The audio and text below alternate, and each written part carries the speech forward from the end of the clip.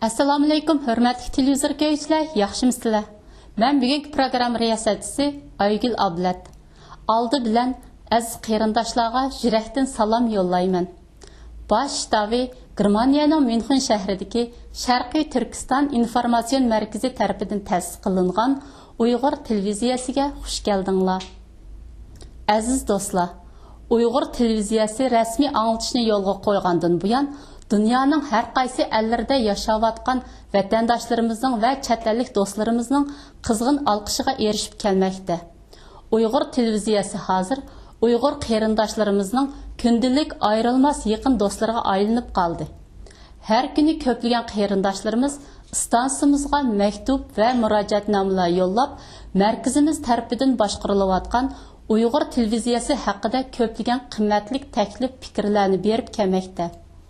Sizlarni Uyg'ur televiziyasining qurilish jarayoni va bundan keyingi taraqqiyot planlari haqida yanada atrofli ma'lumotga ega qilish uchun stansiyamiz muxbiri Farhod Yo'rinqosh apandi Uyg'ur televiziyasining qurg'uvchisi va markazimizning raisi Abdujalil Qarqash apandini ziyorat qilgan edi. Tövanda bu qitimqi ziyoratning amaliy ahvolini diqqatingizlarga sunamiz. Ko'ngil qo'yib izlagaysizlar. Assalomu alaykum, hurmatli televizor ko'ruvchilar. Men Farhod Yo'rinqosh bo'laman. Bu yoq yanimizda o'tirgan qimmatli mehmonimiz sizlar ko'rayotgan bu Uyg'ur televiziyasininki qurg'uvchisi ham sohibi Abdujalil Qarqash apandi bo'ladi. Bugun Qarqash bilan Yo'rinqosh sizlar ko'ngil bo'layotgan ba'zi masalalarga atrofli javob berib o'tmoqchimiz. Hurmatli qarim vaqtlarini chiqarib ziyoratimizni qabul qilganlar uchun o'zlariga ko'p rahmat. Sizlarga ma'lum bu Uyg'ur televiziyasi rasmiy anglitishni yo'l qo'ygandan buyon qisqagina vaqt ichida bu chet ellarda yashayotgan qaysi ellarda yashayotgan Uyg'ur qarindoshlarimizning nihoyatda olqishiga sazovor bo'lib kelyotdi. Mana hozir televiziya stansiya qurilgandan buyon bir qancha yuz parcha maktub topshirib oldik dunyoning har qaysi ellardagi qarindoshlarimiz o'tgan.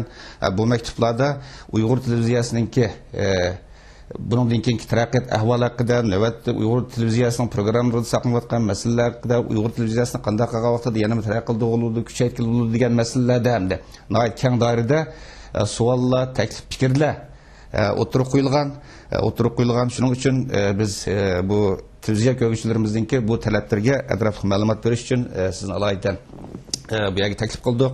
Televizor ko'ruvchilar, men Abdujalil Qarqash apani oldi bilan sizlarga qisqacha bir izohlab o'tay. Balkim sizlarmi bilasizlar. Abdujalil Qarqash apandim o'zi bir diniy zot, vatandagi vaqtida meshitda imom bo'lgan diniy zot, o'zi diniy zot turib chet ellarda bo'libmi shu chet ellarda faoliyat qilayotgan Uyg'ur tashkilotlarininki shu axborot uchur xizmatini taraqqiy qildirishda nihoyatda o'chmas tuhfalarni qo'shib kelyotdi. Masalan 1996-yili Sharq Turkiston informatsion markazi qurilgan vaqtida nurg'un ba'zi insonlarning qallasida ba'zi shubhalar paydo bo'lgan. Masalan, o'zi bir diniy zot bu informatsion markazi bu nihoyat taraqqiy qilgan zamonga taraqqiyotiga moslashadigan nihoyat murakkab bir xizmat. Bundaq bir murakkab bir xizmatning o'disidan vatanda diniy zot bo'lgan bir inson bu xizmatning o'disidan chiqa oladimi deydigan ba'zi andishalar bo'lgan. Ammo Sharq Turkiston informatsion markazi qurilgandan keyin uning xizmatlarini sizlar ko'rib turibsizlar. Yo'qlikdan mavjud kichiklikdan zo'rayib, uzluksiz taraqqiy qilib, hozir chet ellardagi eng asosli bizningki eng asosli uchur markazlarimizning biri bo'lib keldi. Sizlarning xalqaro kechirim tashkilotlari va boshqa xalqaro tashkilotlarniki dokladlaridimi balkim ko'rgan bo'lsangizlar mumkin. Xalqaro kishilik huquq tashkilotlari ninki dokladlaridimi Sharq Turkiston informatsion markazininki uchurlari nihoyat muhim dalil isbot sifatida qo'llanib kelyotdi. Xo'sh, hurmatli televizor ko'ruvchilar, men gapni uzatmay temaga kiray.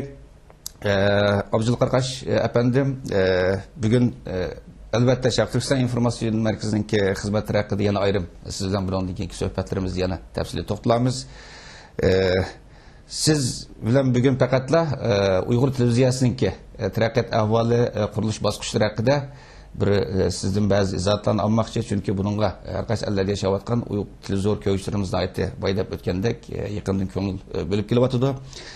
Sizda bu Uyg'ur televiziyasini qurish arzusi istigi qandaq shakllangan, siz bu Uyg'ur televiziyasini nima maqsad qurgan, bu haqda bir oldin izoh berib o'tgan bo'lsangiz. Ko'p rahmat.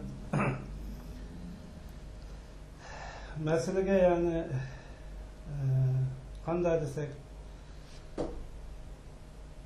televiziya qurishimizdagi maqsadimizmi, g'oyamizmi, ya'ni Xitoyning ta'tir tashviqotiga qarshi xalqimizga, xalqimizning o'z tarixi, kashmishi va hozirgi zamondagi, ya'ni hozir Sharq Turkiston xalqining Xitoy kommunist hokimiyati tarafidan ezilayotgan,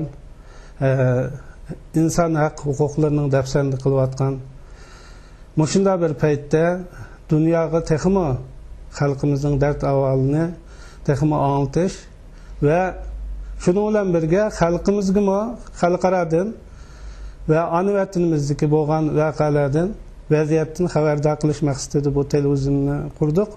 Ammo televizionni qurish jarayonimi 3 yilga yaqinlashib qoldi. Ya'ni 2005-yili sınaq tariqasida boshlagan edik. Bir yil 12 muqomni verdik. Çünkü 12 muqom çok ko'p Uyg'urlarning kültürel, madaniy tarixini aks ettirilgan ko'rinishlar hammasi mavjud. Bu TV yalnız Uyg'urlarga emas, yani Avrupa'da 3 milyon qarindishimiz var, Türk qarindoshlarimiz var. Hem Türkiye'dekilerimi gördü, Amerika, Kanada, ta Avustralya'ya kadar. Ondan terakki qilib, başka Uyg'urcha filmler tanlangan. Onun teşhida yani Türkçe hem dini filmler, ama Türkçe bizge yakın bo'lganligi uchun chet eldagi Uyg'urlarimiz 70% Türkçeden anlayalaydı, düşünelaydı. Onundan keyin xabar berishga yaqinda yani başladık. İnşallah her narsa birden kamil bo'lmaydi. Asta-asta taraqqiy qildi. Kamchiliklarimiz bor tabii. Xatoliklarimiz bo'lishi mumkin. Xalqimizning, keng jamoatchilikning yordami bilan qiyinchiliklarimizni kundan kunga hal qilib, texnik va boshqa sohalardami asta-asta ishlarimizni yaxshilab ketib boramiz. Bundan keyin inshaalloh bu televizionimizni butun dunyoda ko'ra oladigan, satelitdan yani Türkçesi uydu, Xitoychisi Vision. Yani bütün dünyadan ko'radigan bir rasmiy televizionga aylantirish g'oyamiz, maqsadimiz shu. İnşallah bu maqsadga yetkil nasib qilar yani. Abdul Qarqash efendim, mesela hozir har qaysi davlatlardan kelgan vatandaşlardan kelgan ba'zi inkaslarda mesela ba'zilarida o'tay mesela vatandagi filmlarni ko'proq qo'yiladigan talablar bor. Anandaki nima uchun mesela Türkçe filmler biraz ko'p qo'yiladi degan bu talablar mı bor? Anandaki yana ba'zi talablar var, mesela sizlarning mesela bundan keyin maxsus mushu etuat televiziya teatrlari bunun o'xshash maxsus bundaq filmlarni ishlash orzuyinglar, umidinglar bormi deydigan har xil talablar bor hamda. Siz bu talablarga qanday qaraysiz mesela? Xalqimizning yani televizyon ko'ruvchilarimizning talablarini aytib to'g'ri ularning fikrlariga hurmat qilamiz. Bu Uyg'urcha filmlar ko'pincha ana vatanimizdan kelganligi uchun chet elda bir mustaqil bir Uyg'ur film chiqqani yo'q. Hammasi vatandan kelgan filmlar. Vatandan kelgan filmlarga qarasangiz hammasi ma'nosi ko'pincha o'xshash. Zaten xalqimiz Xitoyning zulmidan shunchalik eg'ir bir vaziyatda filmlarning qarasangiz hamisha yig'laydigan film, bir millatni ruhlantiradigan, jonlantiradigan ma'no az. Nəhayət xalq içindəki ziddiyət, addi məsələlərni, aşıq-məşıqın hikayəsiyle şunda ağanım. Onların başqa imkanı yox. Xitayning yana biz Xitayning siyosatini tashkil qilishmi eg'ir. Umumu eg'ir. Endi onun üçün bəzi filmlarni tanlab qo'yishga to'g'ri keldi. Ko'pincha qo'ysak ma'nosi o'xshashlar filmlarning. Hamma zaten biz chet eldimi, yani chet elga chiqib bir insan o'zining vatanini tashlab, musofir bo'lib, yaqinjutlarga berib, bir o'zining turmushini shu yerga loyiq tushirib, bir kasb o'rganib, loyiqda yashamoqmi ta'sindi. Doğru. Hammasının problemi var. Yalnız vatandaşlarının emas, chet eldagilarning problemi nayt ig'ir. Doğru. Qiyinchiliklari ko'p. Yani her zaman yig'lig'ili bo'lmaydi yani. Biraz insan yaşaş için biraz gülüşmü gerek. Ruhlandırış gerek. Biz hem de televizyon seyircilerimizninki, köylülerimizin taleplerine ait hürmet kılımız. Ama bu işler yani asallı bulduğu aş yemez. Tekniki meseleler var. Uygurlarına ait tarkak. Ayka Avustralya, Ayka Amerika'da. Avrupa'dakilerimiz biraz birbirimize yakın. Bazı faaliyetlerimiz olsa elip kuvvetimiz. Yakından beri namayişlerini, Dünya Uygur Kurultayı'nın bazı faaliyetlerini verip geldik. Teknikimizni günden günge tekamüllaştırışga qarab yüzlanyapmiz. İnşallah bundan keyin xalqimizningki o'ylagan arzusidan chiqishga tirishimiz. Mesela Abdülkarim yani bazı inkaslarda şu qarashma barmdı onu kısmen inkaslar deydi vay bu televizorga mesela bizning namoyishlarimizni, yig'inlarimizni mesela qurultaylarimizni buni nima televizorga berganda kim buni Xitoy bilib olmamdi, kimning qatnashganligini uqolmamdi, namoyish qatnashganlarni uqolmamdi degan andishalar albatta hozirgacha Uyg'ur televiziyasi mayli qurultayning yig'inlarida bo'lsin, boshqa namoyishlarda bo'lsin, shu tashkilotlarning talabiga asosan bir vatimiz hem şu teşkilatlarınki talebi asasen teşvik vatimiz. Mesela bu da Gollandiya yığınlığı kurultayınki talebi bilen badık. Hatta bazı ciddi meseleler Rabia anamızmı özünki ziyaret kılıç isteklerini bildirdi. Siz bu kişilerinki bu karşı qanday qaraysiz mesela? Biz bir mahfiyetlikni qo'g'dash bir Tabii mahfiyetlikni qo'g'dashimiz kerak. Endi Avrupa, Amerika, Kanada, Avustraliyadan tartib g'arb davlatlaridagi kelgan Uyg'urlarning 100% desek yani hatalaşmayımız hemisi siyasi panallık bilen bir kelgan. Siyasi panallıkның nima bo'lganini hammadan biladi. Hem de onundan başka özleri bayrak götürüp şuar to'lab aktif faaliyet qilgan insanlarımız var. Biraz aqida turib maddi manevi jihatdan bu milliy da'voga istash qilgan qarindoshlarimiz var. Ben Germaniya kelgili 20 yıl oldu. Mana hozir 20 yıldan aştı. Bu 20 yıl ichida nima desam qancha dashoni bitkazdik bu sahada. Yani hech kim dünya miqyosidagi bütün tashkilotlar hiçbir Uyg'urni majburlab bu yerga faaliyatga qatnashtirgani yo'q. Ular çoğun bo'lsa bir davet qildi, bir telefon qildi, kelinglar, bunda bir faaliyetimiz var, qatnashib beringlar deb. O'zi ixtiyor bilan keldi. Endi bularninki u yerdaligini ko'rsatmaymiz, qilmaymizligini yani bu taslimiyatchilikdan boshqa narsa emas yani. O'zining siyosiy irodasini inkor qilganlik. Yani o'zininki har bir davlatlarga qilgan iltijosini inkor qilganlik. Yani bu ne demek desek yani bu menfaatçilikten başka narsa emas. Bunda insanların ne bizge faydası var, ne Xitoyga faydası yok bunda insanların. Qaysi taraf kuchli olsa, qayerda menfaat olsa shu yerga o'tib ketadi unda insanlar.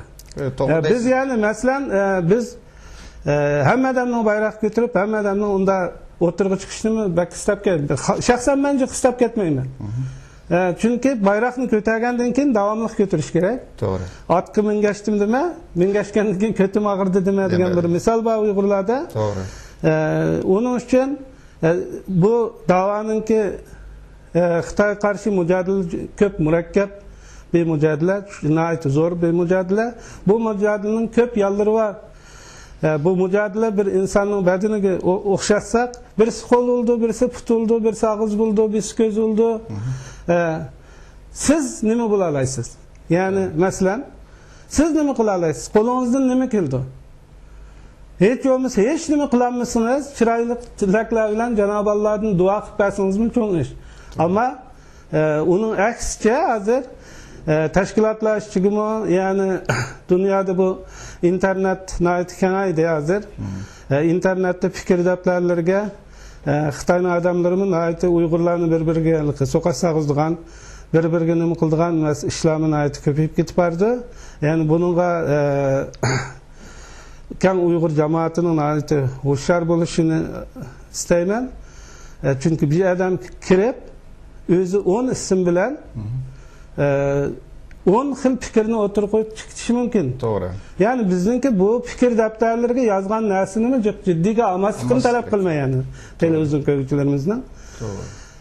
Chunki biz 7 tildan dunyoga ma'lumot berayotgan bir qurilish, televiziondan butun dunyoga internet berayotgan jonliq televizyonni bera oladigan bir texnikimiz bo'lgan bir qurilish. Biz fikr daftari ochamamda, biz echib ko'rdik bu fikr daftarini. Aşının o'xshash foydasidan buning ziyni chiqyapti. Bu demokratiyani har odam qabul qila olmaydi ekan. To'g'ri, saviyaga qarab. Saviyaga qarab. Chunki ba'zi O'rta Osiyo 10 yil bo'ldi mustaqillikni e'lon qilgani, hozir qadar demokratiyani qabul qilib ketamidi? Bizning xalqimizmi g'arb davlatlariga kepla amal demokratiyani qabul qilib ketishi natayin yani. Bunga biroz vaqt kerak, bayram kerak. İnsanlarni tarbiyalash kerak. Onun uchun mana Amerikadagi bu Demokratik fondning qurultayiningki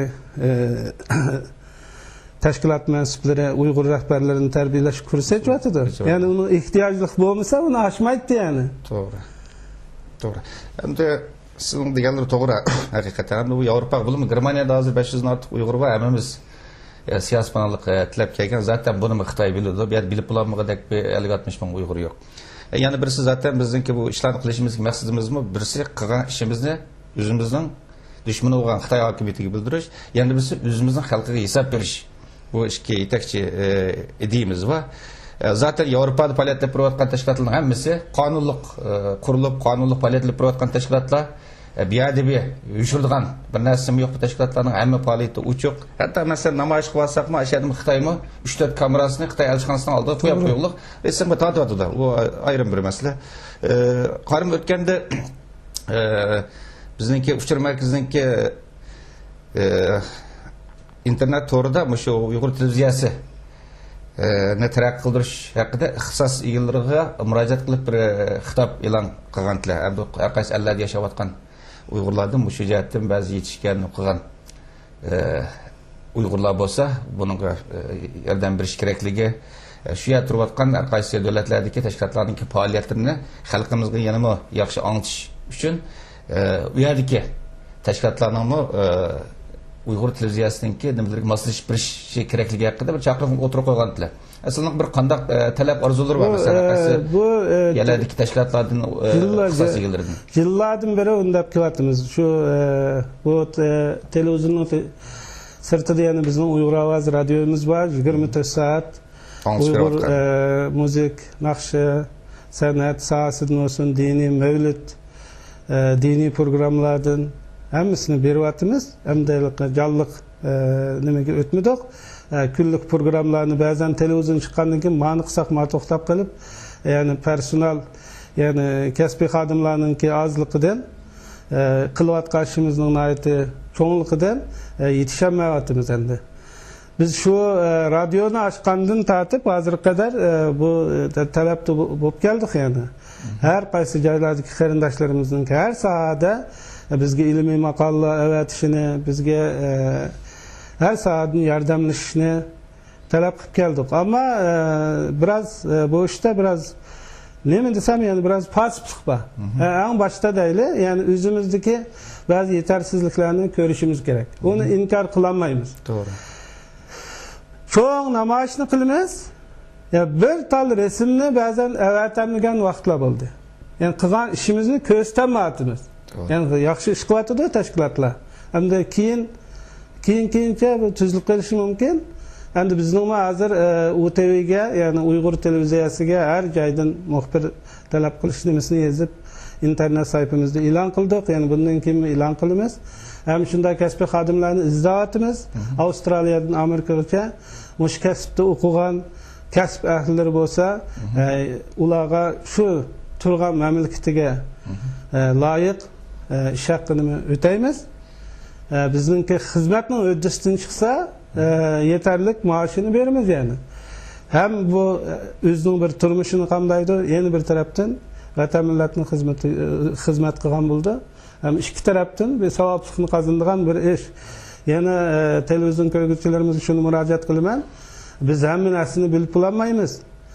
Chunki dunyo cho'ng, To'g'ri. Hamma narsa oshkor emas. Biz ya'ni bizga yordamchi bo'lgan qarindoshlarimizni texnika va yoki yozma shakldagi va yo surat va yo film shaklida bo'lsin. Bunda arxiv materiallar bilan ta'minlaganlarning maxfiyatchiligini qat'iy saqlaymiz. Har ish bo'lsa oldin bizga bir ogohlantirib qo'ysa, biz buni nihoyatda diqqatga olamiz. O'sha yaqindan beri, ya'ni masalan qo'ygan filmlardami yuzni ko'rsatmay sahnaga chiqishni istagan qarindoshlarimiz bo'ldi. Yani ko'rsatmadik. Bundan keyin ya'ni ko'rsatmaymiz. Ammo mumkin bo'lsa bunda insonlarimiz oldin hisobga chiqib olmasdan biroz keyinroq tursa, bizni texnik jihatdan ya'ni vaqt chiqamizsak ağanımızın to'ldim qilib deb shuning talabim bor. Chunki kasbiy xodimlar aytgan bu pul bilan bo'lgan ish emas, iqtisod bilan bo'lgan ish emas. Chunki bu odam yetishtirishimiz kerak. Hozir odam yo'q bizningki bu film sohasida. Unda bo'lgandan keyin o'zimizningki yoshlarni yetishtirishga tirishyapmiz. Inshaalloh yana bu bir yil yetishmaydi, en azından bir 2 yil vaqt kerak. İnşallah kundan kunga buni yaxshilab ketamiz, yuqorida deganimga o'xshash.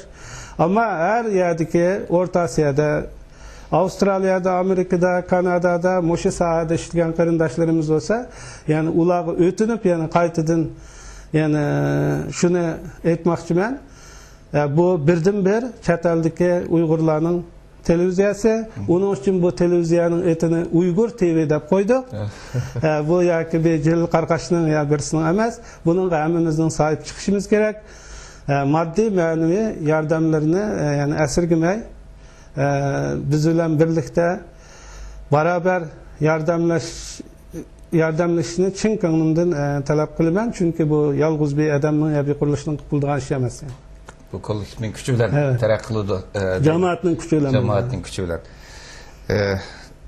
Albatta men bu televizion kasbiy xodimi bo'lish sifatim bilan albatta buningki kasbiy jihatdagi taraqqiyot uchun albatta qo'limizdan kelganini qilamiz. Hurmatli Abduzil Qarqash apandim, bundan keyin yana Sharq Turkiston informatsion markazininki faoliyatlariga doir ham 24 soat anglashib turayotgan Uyg'ur ovozi radiosiningki faoliyatlariga dair bundan keyingi suhbatlarimiz yana sizlar tafsili bir to'xtalib o'tamiz, yana suhbatlarimiz bo'lar. Oldi bilan bu televiziya ko'ruvchilarimizninki qiziqayotgan jiddiy masalalarga atrofli javob berganingiz uchun televiziya ko'ruvchilarimizga, yana sizlarga vakolatdan men Abduzil Qarqash apandiga rahmatimni bildiraman. Sizga ko'p rahmat bu fursatni berib menga televizion ko'ruvchilarimiz bilan birinchi qatim mantiqa xalqimiz bilan qarama-qarshi yuzlashib o'tiribdimiz.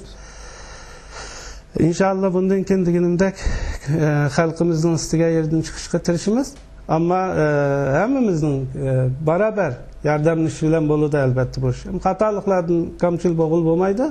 Har qanday ish bo'lsa bizningki internet saytimizda www.uygur.org va yoki www.uygur.tv adresimiz var, internet email adresimiz var, email telefon numaramiz var.